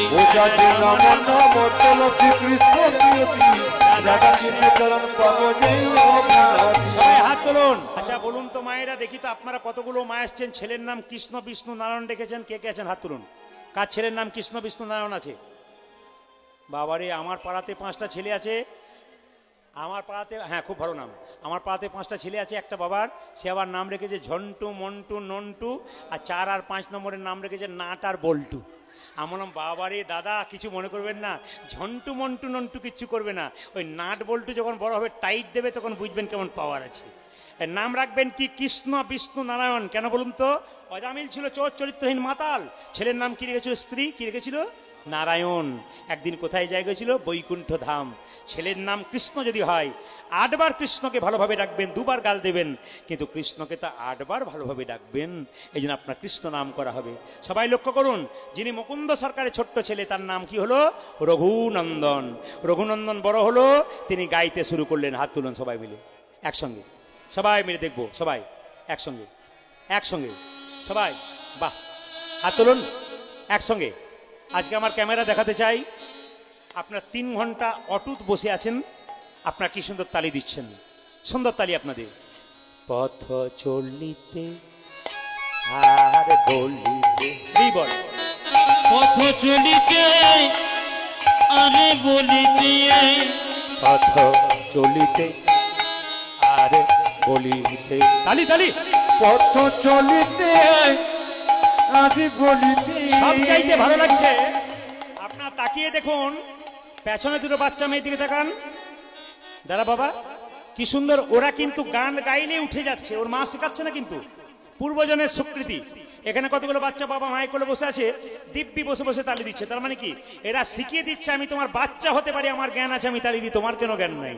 এরা শেখাচ্ছে সবাইকে, ছোট বাচ্চাগুলো। হাত তোলো। পথ চলিতে আর বলিতে, সবাই দেখুন, পথ চলিতে দেখে নিন ওকে। আরে বলিতে, একবার গাহ গাহ কৃষ্ণ নাম, হরি নাম, মধু নাম। পথ চলিতে আজি বলিতে, পথ চলিতে আজি বলিতে। নারী ধ্বংস হওয়ার 3টে কারণ। প্রথম কারণ, যে নারী তার স্বামীর সঙ্গে বারবার জেদ করে সেই নারী ধ্বংস হয়। যে নারী তার স্বামীর সঙ্গে কথায় কথায় তর্ক করে সেই নারী ধ্বংস হয়। আর যে নারী নিজের বাবা মা বোনের কথা শুনে নিজের সংসার চালায় সেই সংসার ধ্বংস হতে পারে। তাই সাবধান থাকবেন মায়েরা। হাত তুলে। পথ চলিতে পথ চলিতে আরে বলিতে, পথ চলিতে পথ চলিতে আজি বলিতে। একবার সবাই মিলে হাত তুলে।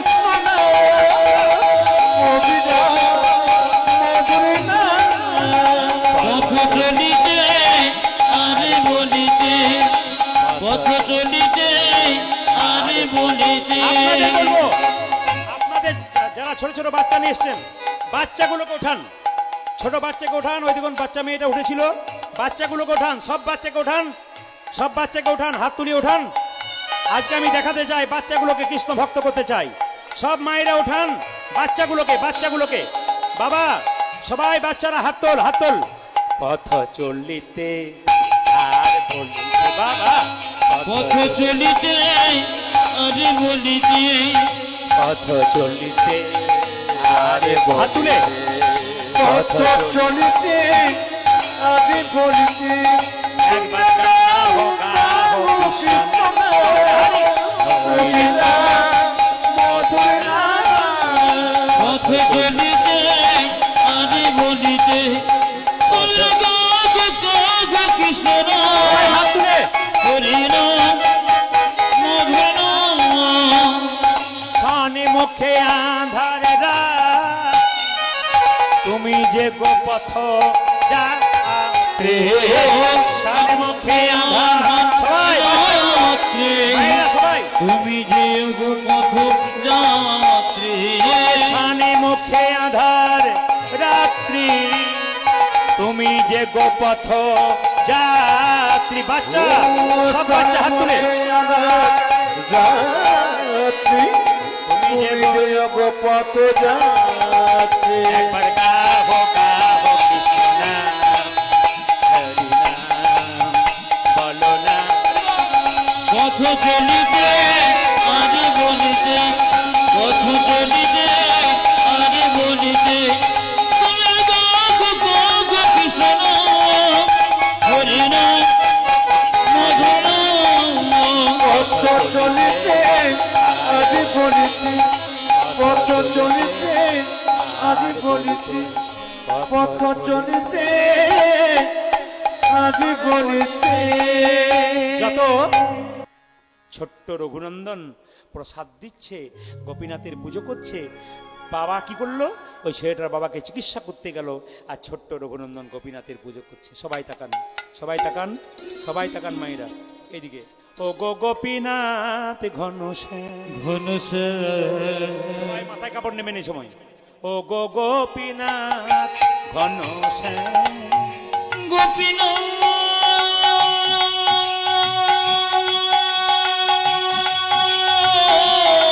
ঘন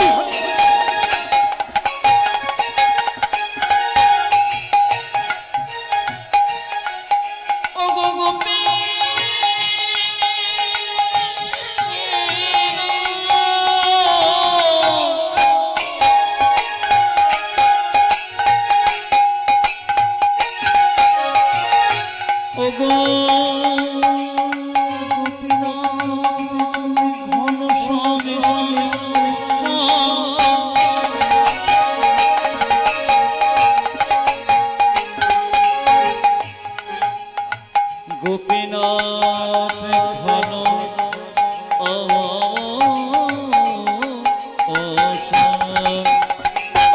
গোপীনাথ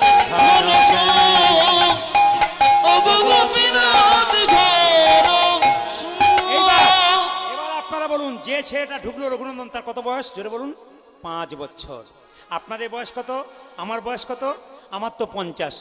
অনেকে দেখে বলে 60 70 নানা রকম বলে আর কি, কিন্তু 50-এ পা দিয়েছি। তাকাবেন, ছোট্ট রঘুনন্দন মন্দিরে ঢুকেছে, গোপীনাথকে বলছে, গো গোপীনাথ, লোকে তোমাকে থালায় থালায় প্রসাদ দেয়, সোনার থালায় রূপোর থালায়। আমি তোমাকে রূপোর থালা সোনার থালা দিতে পারলাম না, তবে তুলসী দেব, গঙ্গা জল দেব, গঙ্গা জল নাই থাকে নয়নে জল দেব। গোপীনাথকে নাড়ু খাও বলছে। কোনো মতে যখন গোপীনাথ নাড়ু খাচ্ছে না, তখন কি করলো জানেন? সঙ্গে সঙ্গে গোপীনাথের পায়ে মাথা ঢুকছে। গোপীনাথ, গোপীনাথ, গোপীনাথ। রক্ত আর চোখের জলে মন্দির ভেসে যাচ্ছে। পাথরের গোপীনাথ বলছে, রঘুরে, লোকে আমায় সোনার থালায় রূপোর থালায় পায়েস দেয়, তুই চোখের জল নয় রক্ত দিয়ে আমার চরণে সেবা করালি। তোর হাতে যদি একটা নাড়ু না খাই, তবে গীতাতে যে আমার প্রতিজ্ঞা রবে না, পত্রং পুষ্পং ফলং তয়ং যৌমে ভক্ত প্রযচ্ছতি তধাম উপরিতমস্মানি প্রতাত্মম। ওরে রঘুনন্দন, কেউ যদি ফুল দেয় আমি খুশি হয়ে যাই, ফুল না পেয়ে কেউ যদি পাতা দেয় আমি তাতে খুশি হয়ে যাই, পাতা না পেয়ে কেউ যদি চোখের জল দেয় আমি খুশি হয়ে যাই। তুই তো চোখের জল দূরের কথা, তুই আমার রক্ত দিয়ে তোর আমার চরণ সেবা করেছিস। আমি যে গীতায় আরো প্রতিজ্ঞা করেছি, যে যথামাং প্রপদ্যন্তে তাংস্ততৈব ভজাম্যহম। ভালো করে শুনে নিন, ভগবান নিজের মুখে বললেন যে আমাকে যেমন ভাবে ভালোবাসে আমি তাকে তেমন ভাবে ভালোবাসি। ওগো গোপীনাথ, নাড়ু খাও বলে রক্ত দিয়ে ভাসিয়ে দিচ্ছে গোপীনাথের চরণ। পাথরে গোপীনাথ পেছন থেকে বলে বলল, রঘুনন্দন নাড়ু দে দে রে, রঘুনন্দন নাড়ু দে দে রে, রঘুনন্দন নাড়ু দে দে, রঘুনন্দন নাড়ু দে রে, গোপীনাথ নাড়ু খাও, গোপীনাথ নাড়ু খাও, গোপীনাথ নাড়ু খাও। গোপীনাথ নাড়ু আশ্চর্য, খাও। আশ্চর্য ব্যাপার কি বলুন তো? পাথরের গোপীনাথ নাড়ু খায় না কোনোদিন, কিন্তু রঘুনন্দনের হাতে খাচ্ছে। রঘুনন্দন জিজ্ঞেস করছে, হ্যাঁ গো, তুমি তো বাবার হাতে এত নাড়ু খাচ্ছ না, আমার হাতে এত নাড়ু খাও কেন? পাথরের গোপীনাথ বলো, রঘু রে, সবাই আমায় ডাকে রে রঘু, তোর মতো এমন করে চোখের জলে ভেসে কেউ ডাকে আমায় চোখের জলে ভেসে কেউ ডাকে না, চোখের জলে ভেসে কেউ ডাকে না, চোখের চোখের জলে জল ভেসে কেউ ডাকে না। মনতে তন্তে সবাই ডাকে, চোখের জলে ভেসে কেউ ডাকে উড়িয়ময় মন্ত্রী তন্ত্রে সবাই এমন এমন চোখে জলে ভেসে কেউ ডাকে না তন্ত্রী তন্ত্রী সবাই আমার চোখে জলে ভেসে কেউ ডাকে না তন্ত্রী তন্ত্রী সবাই আমার চোখে জলে ভেসে কেউ ডাকে না সেই না রঘুনন্দনের হাতে গোপীনাথ নাড়ু খাচ্ছে, তার বাবা চিকিৎসা করে দরজাটা খুলে, কি ব্যাপার তুই নাড়ু খাইছিস? হ্যাঁ। পাথরের গোপীনাথে হাতে দেখলো অর্ধেকটা নাড়ু, তাকান, অর্ধেকটা গোপীনাথ খেয়েছে, অর্ধেকটা রয়ে গেছে। রঘুনন্দনের বাবা বলছে, হ্যাঁ রে, আমি দেখতে পাচ্ছি অর্ধেকটা নাড়ু, তুই কি দেখছিস? বলছে, আমি দেখছি অর্ধেকটা। বাবা বলল, আমি পাথরের দেখতে পাচ্ছি কেন? রঘুনন্দন গোপীনাথকে কেঁদে কেঁদে বলল, ওগো গোপীনাথ, ও গো গোপীনাথ, আমি দেখতে পাচ্ছি পাথরের নাড়ু, আমি দেখতে পাচ্ছি আসল নাড়ু। বাবা দেখছে পাথরের নাড়ু কেন? পাথরের গোপীনাথ আকাশবাণী করে বলল, রঘুরে, রঘুরে, এই জগতে যখন মানুষের জন্ম হয় তখন দুটো চোখ হয়, একটা ডান চোখ একটা বাম চোখ। গুরুদেবের কাছে মন্ত্রণের একটা চোখ হয়, ওই চোখটার নাম জ্ঞান চক্ষু। তোর যে জ্ঞান চক্ষুর উদয় হয়েছে তোর বাবার এখনো হয় নাই, তুই তোর হাতটা মাথাতে দে তোর বাবার, দেখবি বাবা দেখবে আমি নাড়ু খাচ্ছি। মায়েরা, এখন যদি শ্রীখণ্ডে যান দেখতে পাবেন অর্ধেকটা নাড়ু এখনো পাথরের হয়ে আছে। অদ্যপি খণ্ডপুরে অর্ধনাড়ু আছে করে, অদ্যপি খণ্ডপুরে অর্ধনাড়ু আছে পড়ে, অদ্যপি খণ্ডপুরে অর্ধনাড়ু আছে করে, অদ্যপি খণ্ডপুরে অতনারও আছে পড়ে একে যত ভক্তগণ জনে জনে, দেখে যত ভক্তগণ জনে জনে, একে যত ভক্তগণ জনে জনে, থেকে যত ভক্তগণে জনে জনে অজের মদন যেই শিরগুণন্দন সে, ওই বজ্র মদন যে শিরগোবর্ধন সে, উদ্ধব দাসরস ভনে ভনে, আজ যোদ্ধব দশরস ভনে ভনে, মিলনে হলো রে। আজ মিলন হলো রে। আবার কাল হবে, মিলন হলো রে বলে তা উঠছেন না আপনারা, 12টা বাজতে চলে দেখে নিন ঘড়িতে। আপনারা কি ভাবছেন সারা রাত্রি হবে নাকি? আশ্চর্যের ব্যাপার তো। এই দেখুন কমিটি যারা আছেন সেই কখন থেকে বসে আছে, 12টা বাজতে চললো, আমি 11টা কথা দিয়েছিলাম, সারা রাত্রি হয়ে যাবে। তাহলে এক কাজ করুন, এক পালার দাম ওরা দিয়েছে, এক পালার দাম আপনারা দেবেন, রাজি থাকলে বলুন করে দিচ্ছে। আচ্ছা, আমি এই আসরে দাঁড়িয়ে কথা দিয়ে গেলাম, এই আসরে দিয়ে কথা দিয়ে গেলাম, আসুন এই আসরে দিয়ে কথা দিয়ে গেলাম, যদি বেঁচে থাকি তাহলে 15 বছর পর আমি 100% কথা দিয়ে গেলাম। তবে আপনারা আমাকে আরেকবার পাবেন। কোথায় পাবেন? আপনাদের সামনে কাঁটারিয়া বলে একটা জায়গা আছে, ওখানে 9ই চৈত্র আপনারা আবার আমাকে খুব তাড়াতাড়ি পাচ্ছেন। ওই জন্য আপনাদের কোনো চিন্তা নেই। আসুন সবাই মিলে হাত তুলুন তো, মানে হাত ধুয়ে খেতে হয় তো, প্রসাদ নেবার আগে হাতটা একটু ধুয়ে নিন। সবাই কমিটি যারা আছেন সবাই এখানে একবার দাঁড়ান, প্রসাদগুলো নিয়ে একবার হাত তালি সবাই। দাঁড়িয়ে নয় কিন্তু, দাঁড়িয়ে নয়, বসে বসেই। দাঁড়ালে আসরটা ভেঙে যাবে, কারণ আপনার বসে বসে প্রসাদ নেবেন, দাঁড়িয়ে গেলে তার হবে না। একটাই ভজন গাইবো, হাত তুলবেন সবাই, হাত তুলুন।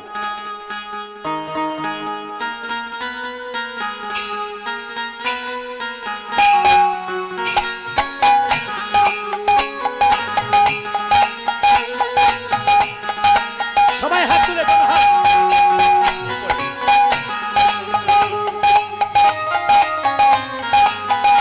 হাত তুলে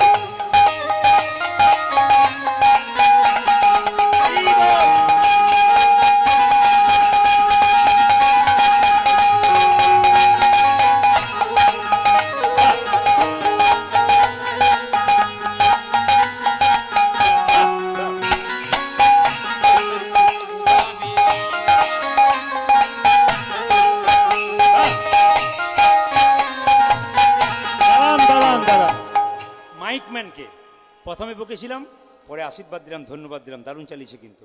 আর একটা কথা বলে দিই, ওর জন্য হাততালি দিন সবাই। আর আর আর হাততালি আপনাদের জন্য দেবো, আর হাততালি কাদের জন্য দেবো? আপনারা তো 4 ঘন্টা বসে আছেন, যারা 4 ঘন্টা দাঁড়িয়ে আছে তাদের জন্য হাততালি দিন। 4 ঘন্টা দাঁড়িয়ে আছে, এরকম করে থাকুক আর এরকম করে থাকুক, কষ্ট করে তো দাঁড়িয়ে আছে, ভগবানের নাম তো শুনেছে, এদের জন্য হাততালি। আচ্ছা, আর হাততালি কাদের জন্য দেবো? কমিটির জন্য একবার হাততালি দেবো। আর হাততালি কাদের জন্য দেবো? ছোট ছোট বাচ্চাগুলো দাঁড়িয়ে হাততালি দিল তার জন্য দেবো। আর হাততালি কার জন্য দেবো? এত তো শ্রোতা মণ্ডলী এবং ভক্তিমতী মায়েদের জন্য দেবো। সবাই মিলে একসঙ্গে, কাভি রাম বনেঙ্গে কাভি শ্যাম বনেঙ্গে চলিয়ানা প্রভুজি চলিয়ানা, कभी राम बनेगी कभी श्याम बनेगी, चले आना प्रभु जी चले आना। আমাকে আর খাটাবেন না, কারণ 3 ঘন্টাতে 3 ঘন্টা যদি গান হয় তাই 3 25 75,000 টাকা বটে। ক্যামেরাতে করো না, ধরো না। তো 4 ঘন্টা হয়ে গেছে, এরা বিপদে পড়েছে, আরো কত টাকা হয় হিসাব করুন। আপনারা তো দিব্যি বসে আছেন। অনেকে বলে নাচের গান হলো না, এটা কিন্তু নাচের গান, আমি দাঁড়াতে বলবো না। একবারে দাঁড়াবেন না, মা লক্ষ্মী না, একবার নয়, মা লক্ষ্মীর কাছে দাঁড়াতে নেই, মা লক্ষ্মীর কাছে সবসময় বসতে হয়। মা বসে আছেন, আপনাদের বসতে উঠতে নেই, ওই জন্য আমি এই সময় কিন্তু দাঁড়াতে বললাম না। এই গানটি গাইতে গাইতে আপনারা আস্তে আস্তে যাবেন। হ্যাঁ, যাবার আগে বলে রাখি, একবারে নয়, দুঃখ করে নয়, আনন্দ করে যান। যে আনন্দ করবে সারা জীবন তার আনন্দে যাবে। এরা আপনাদের প্রসাদটা কিন্তু কাছে পৌঁছে দেবে একটু পরেই। হাত তুলুন। कभी राम बनेंगे कभी श्याम बनेंगे, चलिया प्रभु जी चलिया। वो कभी राम बनेगी कभी श्याम बनेगी, चले आना प्रभु जी चले आना। कभी राम